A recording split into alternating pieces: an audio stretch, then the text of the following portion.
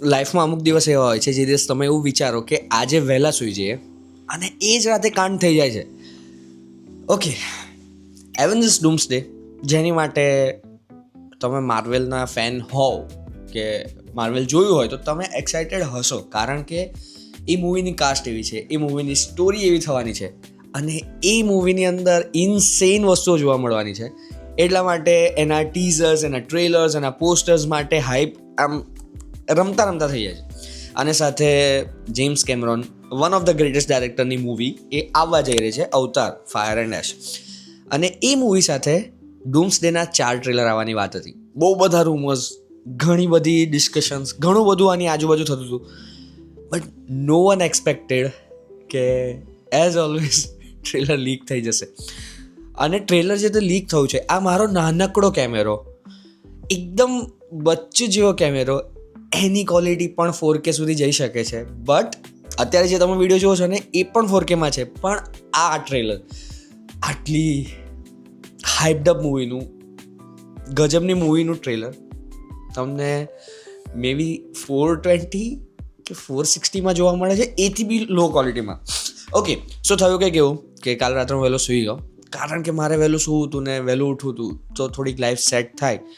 But સવારે ઉઠીને first thing I so was કે ટ્રેલર ખરેખર લીક થયું છે. ઓકે, હવે ટ્રેલર નથી, આમ જોઈએ ને ટેકનિકલી આ એન્ડ ગેમની પછીનો પોસ્ટ ક્રેડિટ સીન છે. ઓકે, તો જેમને નથી ખબર એની માટે, ડિસેમ્બરની અંદર એવેન્જર્સ ડૂમ્સડે આવવાનું છે, પણ એ લોકો સપ્ટેમ્બરની અંદર એવેન્જર્સ એન્ડ ગેમને ફરીવાર રિલીઝ કરવાના છે.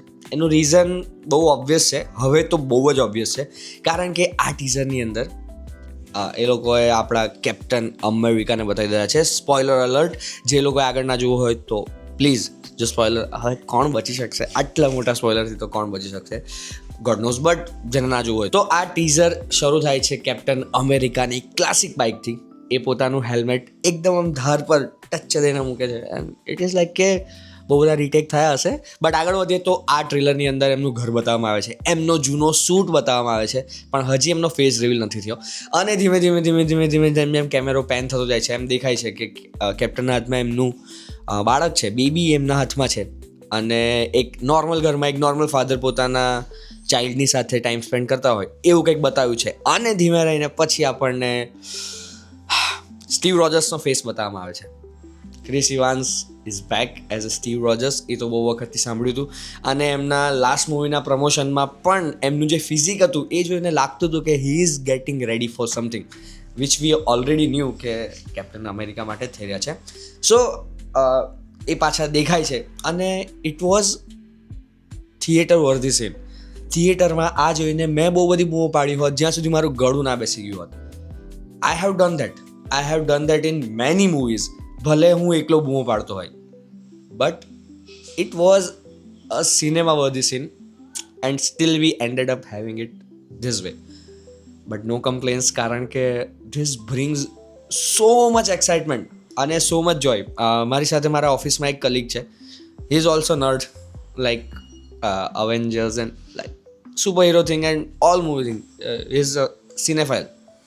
આઈ વોન્ટ સે કે આઈ એમ ઓલ્સો સિનેફાઇલ, કારણ કે બહુ વખતથી કંઈ જોયું જ નથી. બટ સ્ટીલ, તો we are ગોના have so much discussion around it.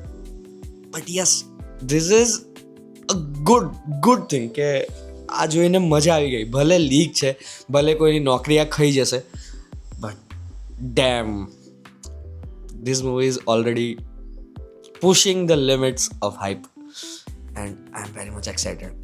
અને ઇટ ઇઝ ક્લિયરલી વિઝિબલ કે બહુ વખતથી ડેડ પડેલી ચેનલ પર ફરી એક વિડીયો સવારની એક્સાઇટમેન્ટની સાથે આવી રહ્યો છે. So you can clearly see why. અને યા, ઇટ વોઝ ગુડ. હું ફોટોઝ વિડીયોઝ નહીં બતાવું કારણ કે કોપીરાઇટ આવી શકે. ભલે નાની ચેનલ છે, ચેનલ એક્ઝિસ્ટ બી કરે છે કે નહીં એ બી અઘરું છે, બટ સ્ટીલ.